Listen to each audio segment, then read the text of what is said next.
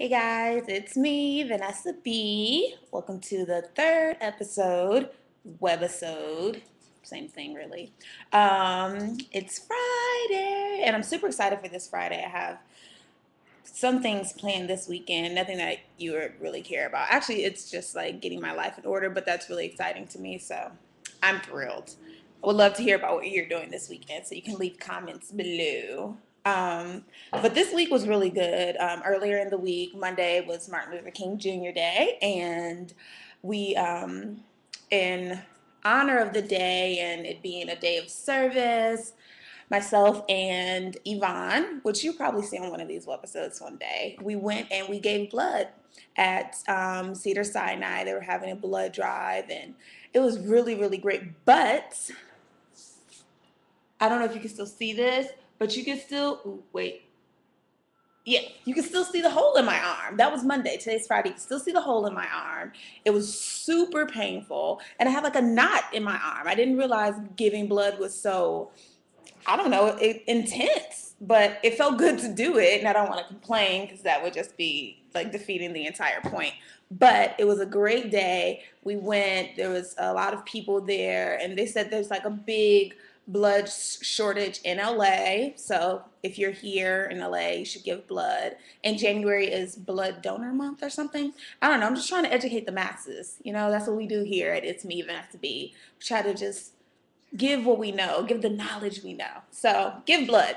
It's amazing. I know I just discouraged you with my whole arm incident, but other than that, it was really good. And I didn't pass out. The first time I ever gave blood, I kind of got woozy and almost passed out. So this time was much, much better.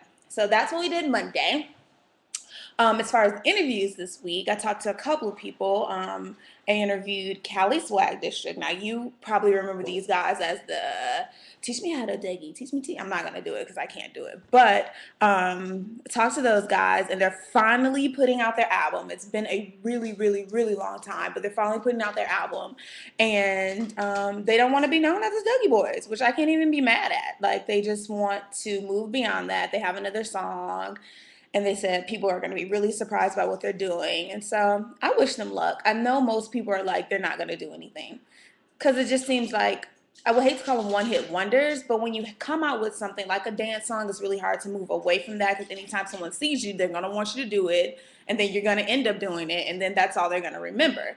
But I mean, Soulja Boy came out with a dance song first, and he was able to move past that. Unfortunately, this last album didn't sell, but before this last album, he was able to move past it, and I mean, he's really successful. So maybe if these guys can also do, can produce or can, I don't know.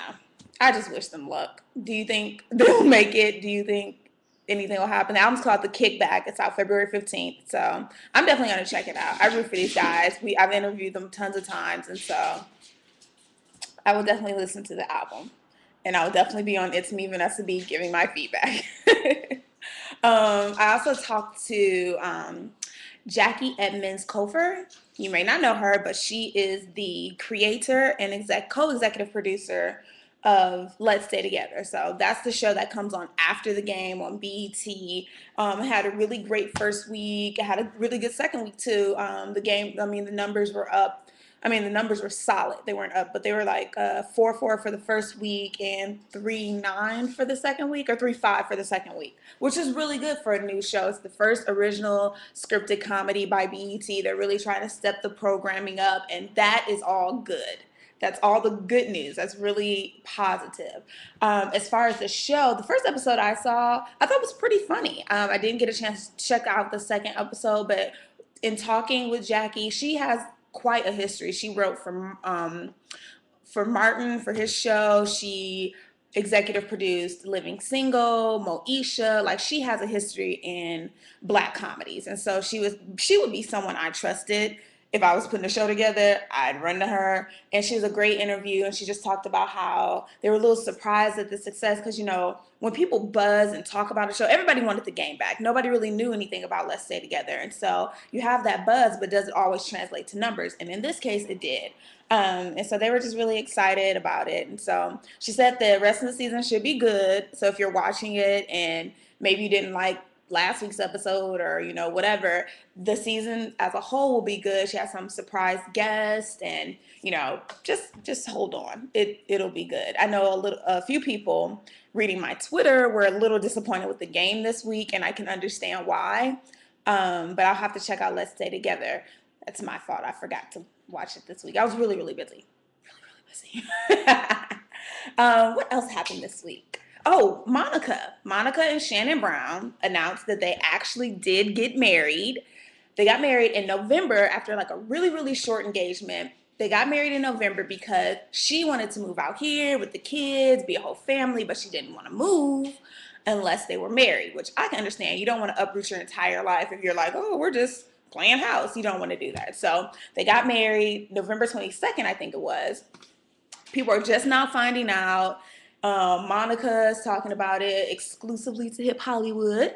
And Shannon gave like a little brief interview saying, I'm her husband, she's my wife, yada, yada, yada. And so I think it's beautiful. I think Black love is beautiful. I think so often we only hear about the divorce stories, but there's a lot of successful Black couples that are making it. You have Beyonce and Jay-Z, you have The First Family, you have Nicole and Boris Kojo, and now you have Monica and Shannon Brown, and then the hundreds of thousands of couples that, go through everyday life being quote unquote normal people that, aren't on the cover of People or Ebony or Essence, and they're making it happen. And so it saddens me when people are down on Black love and down on marriage. But, I'm just one girl with my one opinion, and it's because I am married that I'm so pro-marriage. But not everyone has to get married. Don't get all mad at me because I love marriage.